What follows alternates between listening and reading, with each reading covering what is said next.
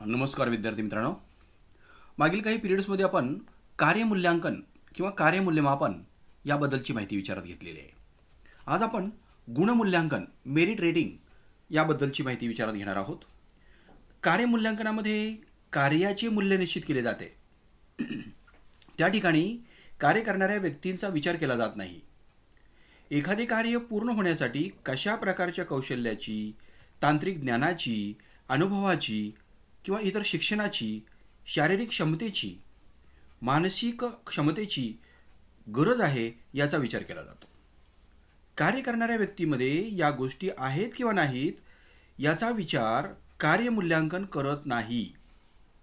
व्यक्तीच्या अंगी असलेल्या कौशल्यांचा, पात्रतेचा, शिक्षणाचा आणि इतर गुणांचा विचार हा गुणमूल्यांकनामध्ये केला जातो. म्हणजे व्यक्तीच्या गुणांचा विचार हा कशामध्ये केला जातो? गुणमूल्यांकनामध्ये केला जातो. तेव्हा कार्यमूल्यांकन हे कार्यनिष्ठ असतं. कार्यमूल्यांकन हे कसं असतं? कार्यनिष्ठ असतं, व्यक्तिनिष्ठ नाही. तर गुणमूल्यांकन हे व्यक्तिनिष्ठ असतं, कार्यनिष्ठ नाही. हाही भाग आपण थोडासा समजून घेणं गरजेचं आहे. उद्योगामध्ये किंवा उद्योगातील कार्यामध्ये किंवा प्रक्रियेमध्ये जसा फरक असतो त्याचप्रमाणे काम करणाऱ्या कर्मचाऱ्यांच्या अंगच्या गुणामध्ये, त्यांच्या पात्रतेमध्ये, त्यांच्या अनुभवात, त्यांच्या ज्ञानात, त्यांच्या शिक्षणामध्ये सुद्धा फरक असतो. त्यामुळे प्रत्येक कर्मचाऱ्यांच्या त्यांच्या कार्यातील योगदानामध्ये फरक असतो. तेव्हा एकाच प्रकारचे कार्य करणाऱ्या सर्व कामगारांना एकाच मापाने मोजणे हे योग्य ठरत नाही, ते न्यायकारक ठरत नाही, तर ते अन्यायाचं ठरतं. अधिक कार्यक्षम व्यक्तीला अधिक वेतन मिळाले पाहिजे. यासाठी प्रत्येक कर्मचाऱ्यांच्या योग्यतेचे, तो करीत असलेल्या योगदानाच्या आधारे मूल्यमापन करणे आवश्यक असते. यालाच आपण काय म्हणतो? गुणमूल्यांकन किंवा सेवा मूल्यांकन किंवा कार्यक्षमता मूल्यांकन किंवा व्यक्तिगत मूल्यांकन असेही म्हणतो. म्हणजे गुणमूल्यांकनाची पर्यायी 3 नावं सुद्धा आपल्याला लक्षात असली पाहिजेत. पहिलं गुणमूल्यांकन किंवा सेवा मूल्यांकन किंवा कार्यक्षमता मूल्यांकन किंवा वैयक्तिक मूल्यांकन असं म्हटलं जातं. म्हणजे अशा पद्धतीनं गुणांचा या ठिकाणी विचार केला जातो. कर्मचाऱ्यांच्या अंगी असणाऱ्या गुणांचा त्या ठिकाणी काय केला जातो? विचार केला जातो. अंगची गुण, पात्रता, अनुभव, ज्ञान यानुसार कर्मचाऱ्यांचे गुणसुद्धा वेगवेगळे असतात आणि त्या गुणांचा त्या ठिकाणी काय केला पाहिजे? विचार केला पाहिजे. आणि तो विचार हा गुणमूल्यांकनामध्ये केला जातो. या गुणमूल्यांकनाच्या वेगवेगळ्या व्याख्या दिलेल्या आहेत पहा. आता त्यामध्ये एडविन फ्लिपो यांनी एक व्याख्या दिलेली आहे. त्यांच्या मते पद्धतशीर, वेळोवेळी आणि मानवाला शक्य असेल तितक्या निष्पक्षपातीपणे, म्हणजे निपक्षपातीपणा त्या ठिकाणी असला पाहिजे, निष्पक्षपातीपणे कर्मचाऱ्यांच्या त्यांच्या चालू कार्यातील कौशल्याचे आणि त्यांच्या भरतीच्या क्षमतेचे केलेले मूल्यमापन, केलेले मूल्यांकन म्हणजेच गुणमूल्यांकन होय. ही व्याख्या एडविन यांनी दिलेली आहे.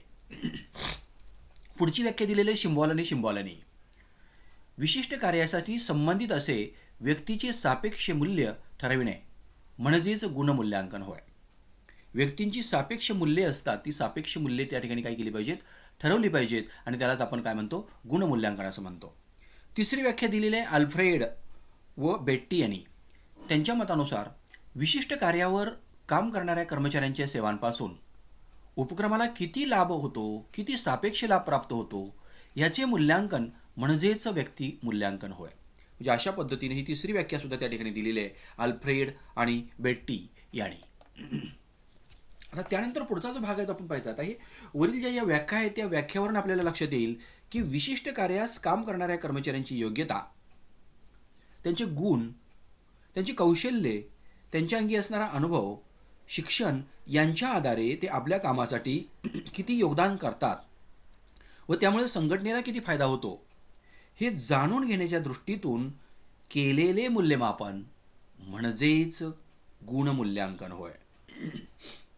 म्हणजे आता इथं आपण मात्र चांगल्या पद्धतीने लक्षात घेतलं पाहिजे की काम करणारे जे काही कर्मचारी असतात त्यांची योग्यता, त्यांच्या अंगी असणारे गुण, कौशल्य, अनुभव त्या आधारे ते आपल्या कामासाठी किती योगदान देतात आणि त्यामुळे संघटनेला किती फायदा होतो हे जाणून घेण्याच्या दृष्टीतून केलेलं मूल्यमापन, त्यालाच आपण काय म्हणतो, गुण मूल्यांकन असं म्हणतो. आता ह्या गुणमूल्यांकनाचे उद्देश कोणते आहेत? What are the objects of the merit rating?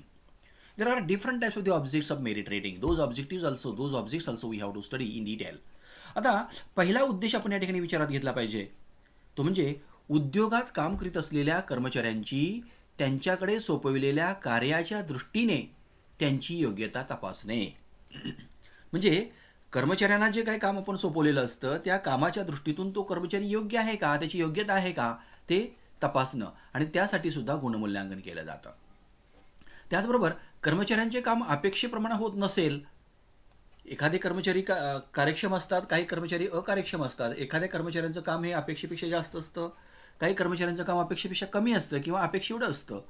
ज्या कर्मचाऱ्यांचं काम अपेक्षेप्रमाणे होत नाही अशा कर्मचाऱ्यांना प्रशिक्षणाची आवश्यकता असते आणि त्यासाठी त्यांना प्रशिक्षणाची सोय करणं हा एक उद्देश त्या ठिकाणी असतो. त्याचबरोबर योग्य कार्यक्षम कर्मचाऱ्यांना त्यांच्या कार्यातील योगदानासाठी योग्य मोबदला देऊन त्यांना प्रोत्साहित करणं. जे काही कर्मचारी कार्यक्षम असतात त्यांना त्यांच्या कामामधला योग्य मोबदला देऊन त्यांना काय केलं पाहिजे, प्रोत्साहित केलं पाहिजे. याउलट जे कर्मचारी अकार्यक्षम असतात, जे कर्मचारी बेजबाबदार असतात, अशा कर्मचाऱ्यांच्या विरुद्ध कार्यवाही करणं आणि त्यासाठी व्यवस्थापनाला सहाय्य करणं हेही त्या ठिकाणी आवश्यक असतं आणि तो एक उद्देश हा गुणमूल्यांकनाचा आपण पाहू शकतो. त्यानंतर पुढील उद्देश आपण या ठिकाणी समजून घ्यायचा आहे की उमेदवाराचे गुणमूल्यांकन करून उमेदवारी काळ संपल्यानंतर त्यांच्या सेवा पुढे चालू ठेवण्याच्या दृष्टीतून त्या सेवा पुढे चालू ठेवायच्या किंवा नाहीत याबाबत निर्णय घेणं. म्हणजे उमेदवारी जी असते, उमेदवारी काळ असतो, त्याला प्रोबेशनरी पिरियड असं म्हटलं जातं. त्या प्रोबेशन पिरियडमध्ये तो कर्मचारी कशा पद्धतीने काम करतो त्यानुसार त्याची सेवा पुढे चालू ठेवायची की नाही याबद्दलचा निर्णय घेण्यासाठी सुद्धा अशा पद्धतीचं गुणमूल्यांकन हे उपयुक्त ठरतं. त्यानंतर पुढचा उद्देश आपल्याला लक्षात येईल किंवा गुणमूल्यांकन हे का केलं जातं हे लक्षात येईल. बढती, बदली, वेतनवाढ इत्यादी संबंधी निर्णय घेण्यासाठी कर्मचारी व्यवस्थापकास मदत करणे. म्हणजे कर्मचाऱ्यांची बढती द्यायची असेल, कर्मचाऱ्यांची बदली करायची असेल, त्यांना वेतनवाढ द्यायची असेल तर त्यासाठी सुद्धा व्यवस्थापकाला काय करायला पाहिजे, मदत केली पाहिजे. आणि यासाठी कर्मचाऱ्यांच्या योग्यतेसंबंधीची आवश्यक माहिती त्या ठिकाणी त्या व्यवस्थापकाला देणं आणि त्या उद्देशानं सुद्धा गुणमूल्यांकन हे केलं जातं. त्याचबरोबर कर्मचाऱ्यांना त्यांच्या विकासाच्या दृष्टीने सल्ला देणं.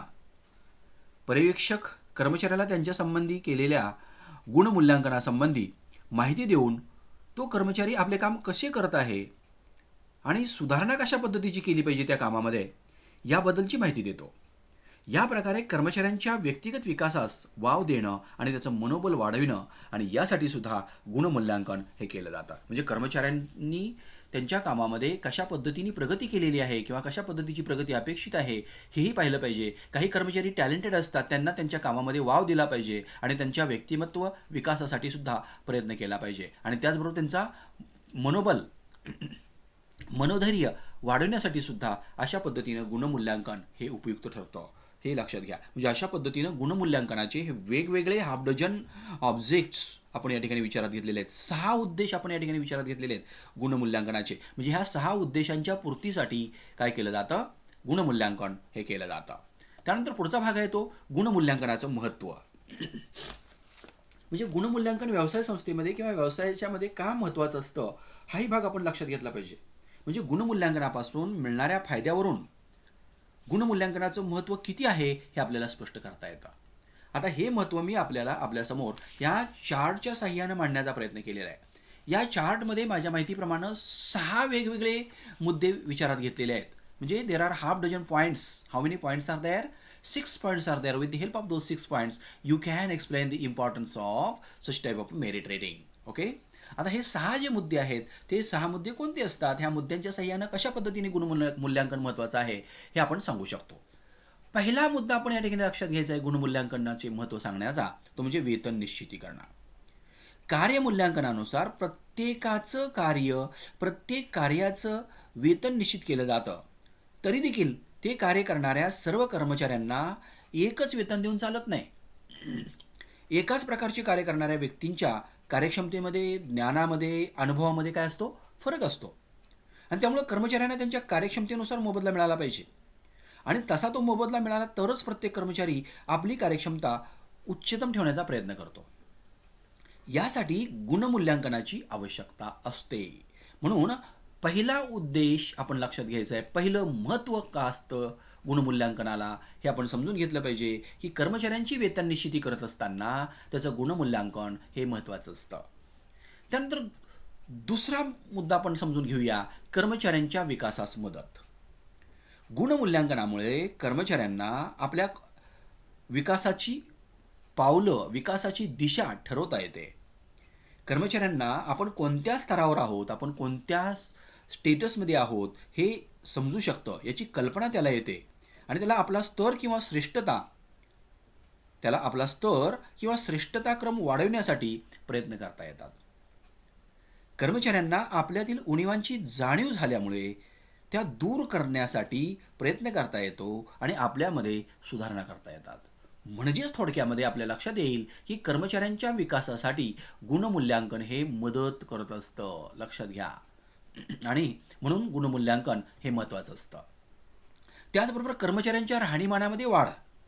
गुणमूल्यांकनामुळं कर्मचाऱ्यांना आपण कोणत्या स्तरावर आहोत याची कल्पना येते. आणि त्याचबरोबर आपला स्तर किंवा श्रेष्ठताक्रम वाढवण्यासाठी ते प्रयत्न करतात. त्यामुळे त्यांना आपला विकास साधता येतो आणि त्यांच्या कार्यक्षमतेमध्ये वाढ झाल्यामुळे ऑटोमॅटिकच त्यांच्या वेतनामध्ये वाढ होते आणि पर्यायानं त्यांच्या राहणीमानामध्ये वाढ होऊ शकते. आणि म्हणून गुणमूल्यांकन हे महत्त्वाचं असतं. त्याचबरोबर बदली संबंधी निर्णय. गुणमूल्यांकनात कर्मचाऱ्यांच्या व्यक्तिमत्वाचा पूर्णतः अभ्यास होतो. लक्षात घ्या. गुणमूल्यांकनामध्ये कर्मचाऱ्यांचं व्यक्तिमत्व 360 डिग्रीमध्ये तपासलं जातं. कर्मचाऱ्यांना त्यांच्या पुढील काळामध्ये बदली, प्रशिक्षण देण्यासंबंधी निर्णय घेण्यास व्यवस्थापनाला ह्या गुणमूल्यांकनाची मदत होते. वेगवेगळ्या कर्मचाऱ्यांना त्यांच्या कार्यक्षमतेनुसार, त्यांच्या गुणानुसार आणि वैशिष्ट्यानुसार किंवा वैशिष्ट्यपूर्ण कामगिरीच्या आधारावर वेगवेगळ्या दरानं वेतन देण्याच्या पद्धती अंमलात आणण्यासाठी याची मदत होते. तसेच अशा कर्मचाऱ्यांना किती वेतनवाढ दिली पाहिजे, ती वेतनवाढ केव्हा दिली पाहिजे आणि ती वेतनवाढ कशी दिली जावी हे ठरवणं सुद्धा काय होतं? सोपं जातं. आणि म्हणून बदली या संदर्भातले आणि वेतनासंदर्भातले निर्णय घेण्यासाठी सुद्धा गुणमूल्यांकन हे काय असतं? महत्त्वाचं ठरतं. त्याचबरोबर गुणमूल्यांकनामुळं पर्यवेक्षकांना आपल्या हाताखालील काम करणाऱ्या कर्मचाऱ्यांच्या उणीवा लक्षात येत असतात आणि त्या उणीवा दूर करण्यासाठी आणि त्यांची कार्यक्षमता वाढवण्यासाठी पर्यवेक्षकांना त्यांना मार्गदर्शन करणं आणि त्यांना प्रशिक्षण देणं सोयीस्कर होतं. त्याचबरोबर कर्मचाऱ्यांना प्रशिक्षण देण्यासंबंधी व्यवस्थापनाला सूचना करता येतात आणि म्हणून गुणमूल्यांकन हे महत्त्वाचं असतं. त्याचबरोबर गुणमूल्यांकनाद्वारे औद्योगिक संबंध सुधारण्यास मदत होते.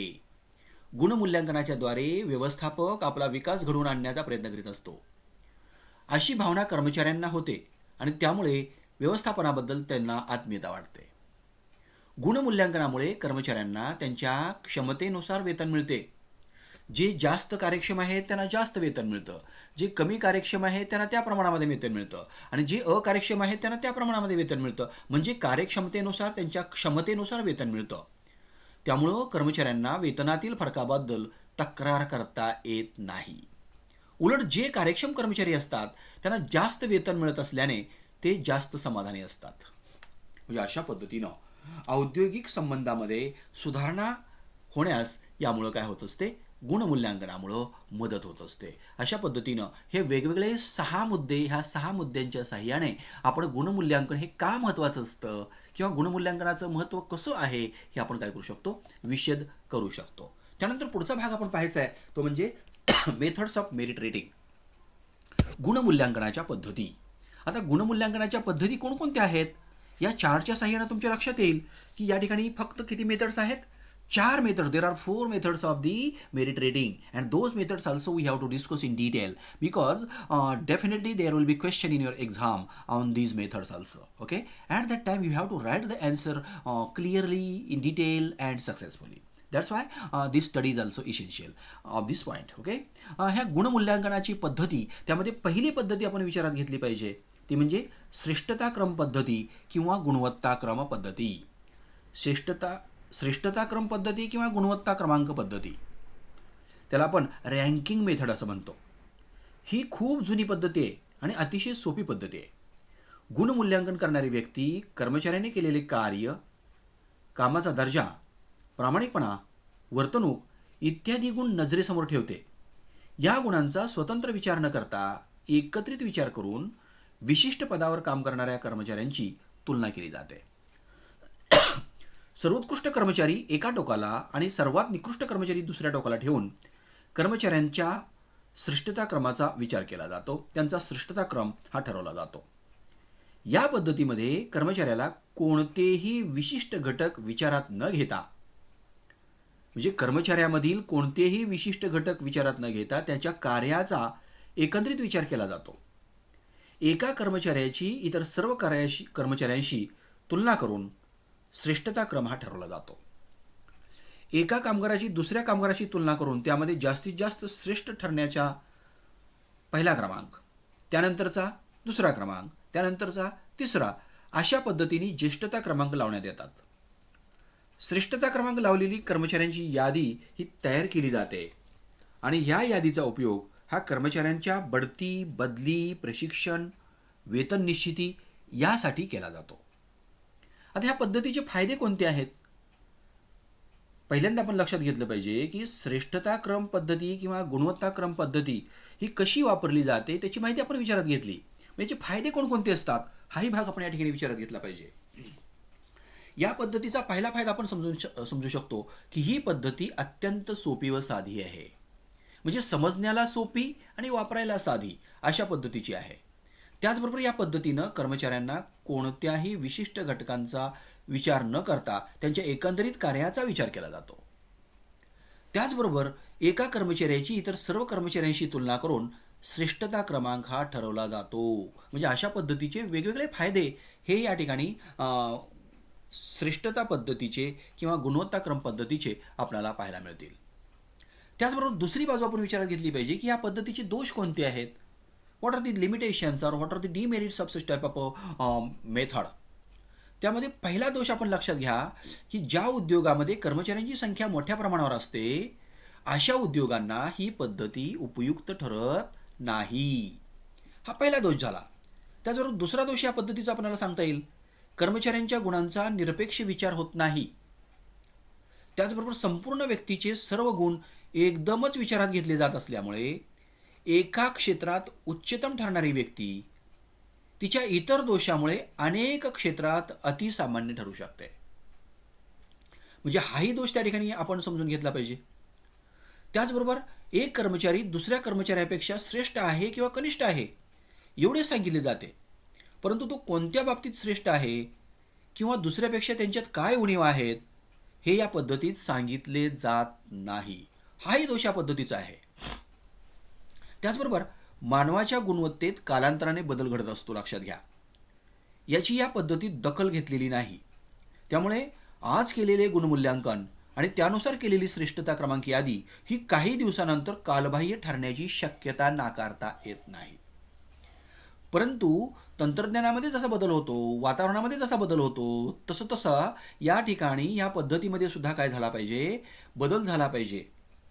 परंतु या पद्धतीने केलेलं मूल्यांकन हे बरेच दिवस त्या ठिकाणी वापरलं जातं आणि त्यामुळे ते कालबाह्य झालेलं असतं आणि हे कालबाह्य मूल्यांकन ते त्या ठिकाणी वापरणं हे योग्य नाही. म्हणजे अशा पद्धतीनं ही कालबाह्य ठरण्याची शक्यता आपण या ठिकाणी विचारात घेतली पाहिजे.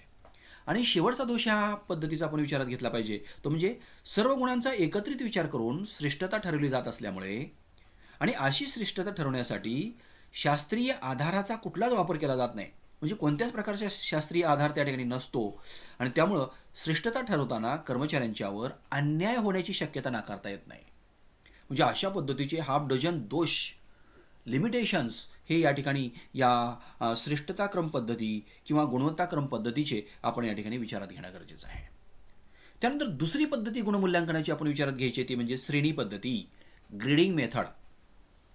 या पद्धतीमध्ये कर्मचाऱ्यांच्या एकूण गुणवैशिष्ट्याचा विचार करून अत्युत्कृष्ट, उत्कृष्ट, समाधानकारक योग्य अशा कर्मचाऱ्यांच्या श्रेणी ह्या अगोदरच निश्चित केल्या जातात आणि ह्या श्रेणीच्या आधारे त्यांचं मूल्यांकन केलं जातं. कर्मचाऱ्यांच्या कार्याचा विचार करून तो यापैकी कोणत्या श्रेणीत बसतो हे पाहिले जाते आणि त्याला ती श्रेणी दिली जाते. कर्मचाऱ्याला एकदा दिलेली श्रेणी ही कायम राहील असे नाही. एखादा कर्मचारी आपल्याला मिळालेली कनिष्ठ श्रेणी आपल्या प्रयत्नानं बदलू शकतो.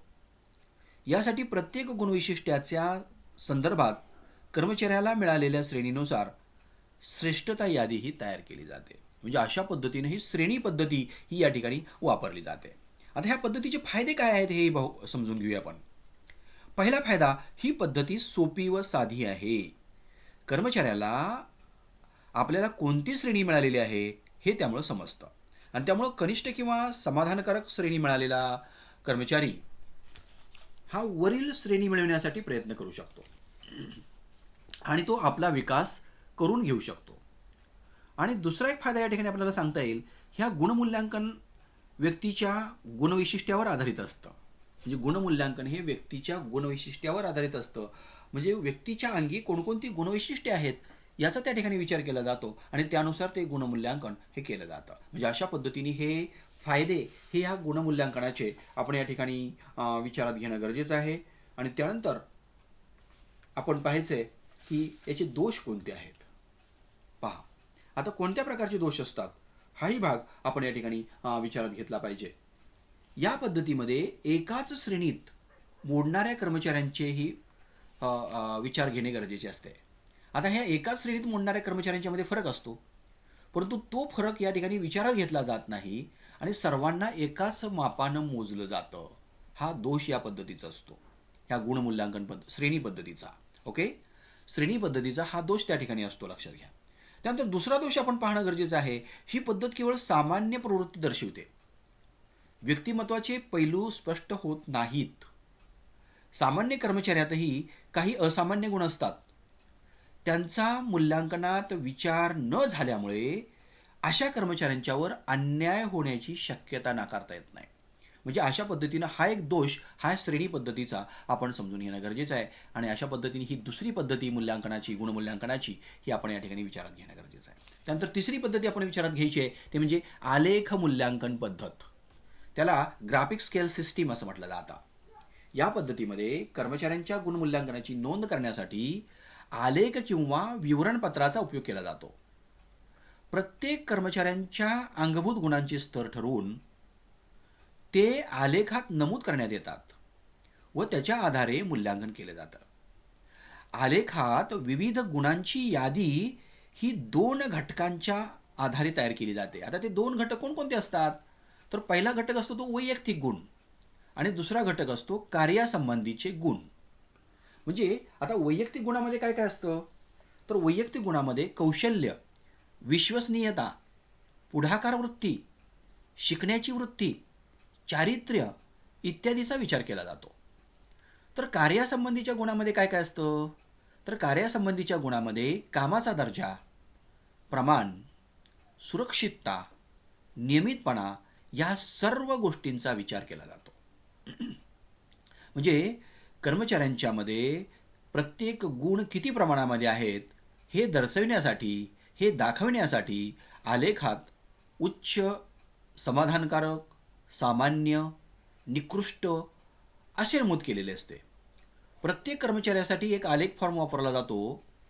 मूल्यांकन करणारी व्यक्ती कर्मचाऱ्यामध्ये प्रत्येक गुण ज्या प्रमाणात असतात त्यानुसार उच्च, समाधानकारक, सामान्य किंवा निकृष्ट रकान्यामध्ये नोंद करत असते. आलेखावरून या सर्व गुणवैशिष्ट्ये किंवा ही सर्व गुणवैशिष्ट्ये कर्मचाऱ्यात प्रमाणात आहेत किंवा कोणत्या प्रमाणात आहेत हे पाहून कर्मचाऱ्यांची श्रेष्ठता ठरवली जाते. म्हणजे अशा पद्धतीनं आलेख मूल्यांकन पद्धतीमध्ये हे कर्मचाऱ्याचं मूल्यांकन केलं जातं. आता ह्या पद्धतीचे फायदे कोणते आहेत, तर या पद्धतीमध्ये कर्मचाऱ्यांचे अंगभूत गुण आणि कार्यासंबंधीचे गुण याचा विचार केला जातो आणि त्यामुळं कामगाराचे गुणमूल्यांकन किंवा कर्मचाऱ्याचे गुणमूल्यांकन इतर पद्धतीपेक्षा जास्त योग्य होऊ शकते. हा फायदा या पद्धतीचा आहे, आलेख मूल्यांकन पद्धतीचा. याचे तोटे कोणते आहेत? तर कर्मचारी ज्या निरीक्षकाच्या किंवा अधिकाऱ्याच्या हाताखाली काम करत असतात त्यांच्या मताचा गुण मूल्यांकनावर परिणाम होण्याची शक्यता असते. म्हणजे या पद्धतीमध्ये पक्षपातीपणाचा धोका संभवतो. त्याचबरोबर या पद्धतीने गुणमूल्यांकन करायचे झाले तर त्यासाठी जास्त वेळ लागतो. कारण निरीक्षकाला कर्मचाऱ्यांच्या गुणाची माहिती होण्यासाठी कर्मचाऱ्यांचा दीर्घकाळ अनुभव घ्यावा लागतो आणि त्यामुळे ही पद्धती वेळखाऊ समजली जाते. त्याचबरोबर प्रत्येक कर्मचाऱ्यात कोणते गुण किती प्रमाणात आहेत हे निश्चित करणे बाळांनो वाटते तेवढे सोपे नाही. ते खूप क्लिष्ट काम असते. म्हणजे अशा पद्धतीनं हे दोष या पद्धतीचे आपण विचारात घेणं गरजेचं आहे. म्हणजे आलेख मूल्यांकन पद्धतीमध्ये एक फायदा होतो, मात्र असे वेगवेगळ्या पद्धतीचे 3 दोष हे आपल्याला पाहणं गरजेचं असतं. त्यानंतर पुढची पद्धती आपण विचारात घ्यायची आहे ती म्हणजे अनिवार्य निवड पद्धती. आता अनिवार्य निवड पद्धती यामध्ये गुणमूल्यांकन करणाऱ्या व्यक्तीचा, त्याच्या मताचा, त्याच्या आकाराचा परिणाम हा गुणमूल्यांकनावर होऊ नये यासाठी या पद्धतीचा अवलंब केलेला असतो. या पद्धतीत कर्मचाऱ्यांच्या गुणदोषांबाबत प्रश्नावली तयार केलेली असते. गुणमूल्यांकनकर्त्याने प्रत्येक प्रश्नापुढे होय किंवा नाही एवढेच उत्तर लिहायचं, येस ऑर नो.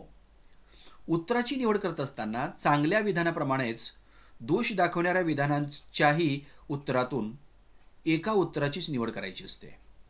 अशी उत्तरे प्राप्त झाल्यानंतर अगोदर ठरवलेल्या कसोटीनुसार त्यांची तुलना करून संबंधित कर्मचाऱ्यांचे गुण हे मूल्यांकित केले जातात. म्हणजे त्याचं गुणमूल्यांकन हे केलं जातं. म्हणजे अशा पद्धतीनं अनिवार्य निवड पद्धती ही चौथी पद्धती, फोर्स्ड चॉईस मेथड, ही या ठिकाणी आपण गुणमूल्यांकनामध्ये विचारात घेणं गरजेचं आहे. आता ह्या पद्धतीचे फायदे कोणते आहेत? तर पहिला फायदा आपल्याला या पद्धतीचा दिसून येतो तो म्हणजे गुणमूल्यांकन करताना पर्यवेक्षकाला आपली मते मांडता येत नाहीत आणि त्यामुळं गुणमूल्यांकन वस्तुनिष्ठ होतं. ते अतिशय गरजेचं आहे. त्याचबरोबर दुसरा फायदा आपल्याला सांगता येईल की अंगभूत गुण आणि पदोन्नतीसाठी आवश्यक असणारी पात्रता ह्या संबंधीची माहिती प्राप्त करून घेता येते. म्हणजे सध्या त्या कर्मचाऱ्याच्या अंगी कोणते गुण आहेत आणि पदोन्नतीच्या पदावर गेल्यानंतर कोणत्या पद्धतीची पात्रता त्याच्या अंगी असली पाहिजे याबद्दलची सुद्धा माहिती ही या ठिकाणी आपल्याला घेता येते. म्हणजे अशा पद्धतीने हे या अनिवार्य निवड पद्धतीचे 2 वेगवेगळे फायदे किंवा गुण आपल्याला पाहता येतील. आणि त्याचबरोबर दुसरी बाजू आपण विचारात घेणं गरजेचं आहे म्हणजे तोटे किंवा दोष. या पद्धतीत प्राप्त होणारी माहिती ही गुप्त ठेवण्यात येते. त्यामुळे कर्मचाऱ्यांना त्यांच्या गुणमूल्यांकनाची माहिती मिळत नाही आणि त्यानुसार सुधारणा करण्याचा प्रयत्न करता येत नाही. कारण गुप्त माहिती ठेवल्यामुळं कर्मचाऱ्यांना कसं काय समजणार आपण नक्की कोणत्या स्टेजला आहोत किंवा आपला स्टेटस काय आहे, आपल्यामध्ये दोष कोणते आहेत, आपल्यामध्ये उणिवा कोणत्या आहेत हे समजू शकत नाही आणि त्यामुळं त्यांच्यामध्ये सुधारणा करण्याचा प्रयत्न त्यांना करता येत नाही. आणि दुसरा दोष आपल्याला सांगता येईल ही पद्धती खूप खर्चिक आणि वेळखाऊ आहे, लक्षात घ्या, कारण ह्याला वेळ जास्त लागतो. म्हणजे अशा पद्धतीने या पद्धतीचे दोष हे आपण विचारात घेतलेले आहेत आणि त्यामध्ये ह्या दोष आणि फायद्याचा विचार करून ती पद्धती वापरायची की नाही याबद्दलचा निर्णय हा व्यवसायाने घ्यायचा असतो. म्हणजे अशा पद्धतीने गुणमूल्यांकनाच्या ह्या 4 पद्धती विचारात घेतल्यानंतर आपण पुढं पाहायचे कार्यमूल्यांकन आणि गुणमूल्यांकन याची तुलना. म्हणजे आता आपण पाहिलं, पहिल्यांदा कार्यमूल्यांकन पाहिलं, नंतर गुणमूल्यांकन पाहिलं. मग आता गुणमूल्यांकन आणि कार्यमूल्यांकन ह्याची तुलना आपण करणं गरजेचं असतं. आणि मग ही तुलना करत असताना आपण लक्षात घेतलं पाहिजे की कार्यमूल्यांकनात कार्यासाठी लागणारी क्षमता, दर्जा, ज्ञान, शिक्षण याचा विचार केला जातो. व्यक्तीचा विचार केला जात नाही. म्हणजेच कार्यमूल्यांकन हे सापेक्ष असते पण व्यक्ती निरपेक्ष असते. याउलट गुणमूल्यांकनामध्ये कर्मचाऱ्यांच्या क्षमतेचा, कर्मचाऱ्यांच्या शिक्षणाचा, पात्रतेचा, कौशल्याचा, अनुभवाचा, वर्तणुकीचा विचार केला जातो. म्हणजेच गुणमूल्यांकन हे व्यक्तिसापेक्ष असते तर कार्यसापेक्ष नसते. थोडक्यामध्ये कार्यमूल्यांकनात विशिष्ट कार्याचा तर गुणमूल्यांकनात विशिष्ट व्यक्तीचा अभ्यास केला जातो. त्याचबरोबर उद्योगातील कार्याचे प्रत्येक कार्याच्या वैशिष्ट्यांच्या, त्यांच्या गरजांचा विचार करून कार्यमूल्यांकन केले जाते. कार्यमूल्यांकनाच्या आधारे कार्याचे गट किंवा श्रेणी तयार करण्यात येतात. प्रत्येक गटातील कार्यासाठी सारखे वेतन निश्चित केले जाते. गुणमूल्यांकनामध्ये व्यक्तीच्या अंगी असलेल्या गुणानुसार त्यांच्या श्रेणी ठरवल्या जातात व गुणमूल्यांकनानुसार कर्मचाऱ्यांना वेतन दिले जाते. सॉरी, लक्षात घ्या. त्याचबरोबर कार्यमूल्यांकनानुसार प्रत्येक कार्याचे वेतन जरी निश्चित केलेले असले तरी त्यावर काम करणाऱ्या कर्मचाऱ्यांच्या बाबतीत विशेष कार्यक्षमतेनुसार आणि अकार्यक्षमतेनुसार त्यांच्या प्रत्यक्ष वेतनात बदल होणे अपेक्षित असते. त्याचबरोबर कार्यमूल्यांकन करून ठराविक कार्यासाठी कोणत्या प्रकारचा कर्मचारी पाहिजे हे अगोदरच ठरवलं जाते व त्याप्रमाणे कर्मचाऱ्याची निवड आणि भरती केली जाते. परंतु गुणमूल्यांकन हे कर्मचारी कामावर रुजू झाल्यानंतर, ते काम करू लागल्यानंतर काही कालावधीनंतर केले जाते. म्हणजे गुणमूल्यांकनासाठी पर्यवेक्षकाला कर्मचाऱ्याचा अनुभव यावा लागतो. कार्यमूल्यांकन आणि गुणमूल्यांकन यांचा संबंध तसा खूप निकटचा आहे. या दोन्ही कार्याचा उद्देश उद्योगातील वेतन नीती ठरवण्यासाठी मदत करणे आणि औद्योगिक संबंध चांगले ठेवणे असा असतो. म्हणून ही दोन्ही तंत्र, गुणमूल्यांकन आणि कार्यमूल्यांकन, ही कशी असतात? एकमेकाला पूरक असतात. आता या ठिकाणी ह्या चार्टमध्ये हे 5 मुद्दे दिलेले आहेत. ह्या 5 मुद्द्याच्या साह्यानं आपल्याला गुणमूल्यांकन आणि कार्यमूल्यांकन याचा फरक समजून घेता येईल. आता गुणमूल्यांकनामध्ये व्यक्तिगत गुण आणि कौशल्य अभ्यासली जातात. म्हणजे गुणाचा अभ्यास हा गुणमूल्यांकनामध्ये केला जातो. तर कार्यमूल्यांकनामध्ये काय केलं जातं? कार्यमूल्यांकनामध्ये फक्त संख्यात्मक घटक अभ्यासले जातात. उदाहरणार्थ निकाल किंवा कार्यपूर्तीची कृती याचाच विचार केला जातो. म्हणून गुण अभ्यास हा गुणमूल्यांकनामध्ये केला जातो, तर संख्या अभ्यास हा या ठिकाणी कार्यमूल्यांकनामध्ये केला जातो. त्याचबरोबर हेतू आणि उद्देश या साह्यानं सुद्धा आपण फरक सांगू शकतो. आता गुणमूल्यांकनाचा हेतू आणि उद्देश काय असतो? तर वेतन, बढती, बदली इत्यादीबाबत निर्णय घेण्यासाठी गुणमूल्यांकन केलं जातं. म्हणजे या हेतूनं गुणमूल्यांकन हे केलं जातं. तर कार्यमूल्यांकन कोणत्या हेतूने केलं जातं? तर कर्मचाऱ्यांची कार्यक्षमता उंचावून कर्मचाऱ्यांचा विकास करण्यासाठी कार्यमूल्यांकन हे केलं जातं. म्हणजे अशा पद्धतीनं हेतू आणि उद्देश या दृष्टीतून आपण त्या ठिकाणी काय करू शकतो? फरक हा सांगू शकतो. त्यानंतर व्याप्ती. गुणमूल्यांकनामध्ये ताशिका तत्वावर मजुरी मिळणारे कामगार यांचाही समावेश असतो, लक्षात घ्या. आणि कार्यमूल्यांकनामध्ये तांत्रिक आणि व्यवस्थापकीय अधिकारी वर्गांचा संबंध येतो, त्यांचा समावेश त्या ठिकाणी केलेला असतो. त्याचबरोबर तंत्रे आणि पद्धती याच्या साह्यानं सुद्धा आपण फरक सांगू शकतो. दर्जा ठरवणारी मोजमाप पट्टी किंवा मोजपट्टी पद्धतीचा उपयोग हा कामगारांचा दर्जा निश्चितीसाठी केला जातो. म्हणजे मोजपट्टी पद्धतीचा वापर हा त्या ठिकाणी केला जातो गुणमूल्यांकनामध्ये. तर कार्यमूल्यांकनामध्ये परस्पर ध्येय निश्चिती, उद्दिष्टाभिमुख व्यवस्थापन इत्यादी पद्धतींचा अवलंब केला जातो. म्हणजे हा फरकही आपण लक्षात घेतला पाहिजे. गुणमूल्यांकनात ह्या मोजपट्टीचा वापर केला जातो, तर कार्यमूल्यांकनामध्ये उद्दिष्टाभिमुख व्यवस्थापनाचा वापर केला जातो. त्याचबरोबर जोर किंवा भर हा कशावर दिला जातो? गुणमूल्यांकनात कशावर भर दिला जातो आणि कार्यमूल्यांकनामध्ये कशावर भर दिला जातो, हाही भाग आपण समजून घेणं गरजेचं आहे. तर गुणमूल्यांकनामध्ये कर्मचारी काय करीत आहेत यावर अधिक भर दिला जातो किंवा जोर दिला जातो.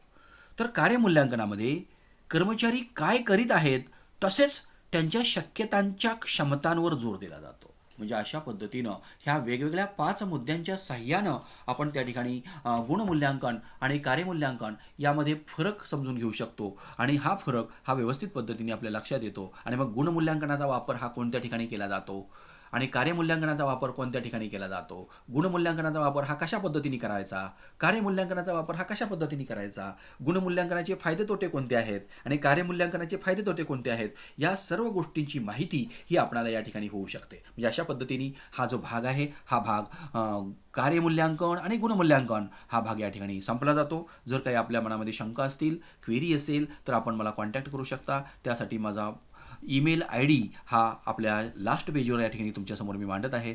त्याचबरोबर माझा कॉन्टॅक्ट नंबरसुद्धा you are having my cell number. Okay, if any difficulty will be there in future you can contact me immediately. Definitely I will try to solve it wherever and whenever it is possible. म्हणजे आपण सर्वांनी निःसंकोचपणे या ठिकाणी जर काही शंका असेल तर ती शंका विचारू शकता आणि मला तुम्ही कॉन्टॅक्ट करू शकता. Okay, thank you very much.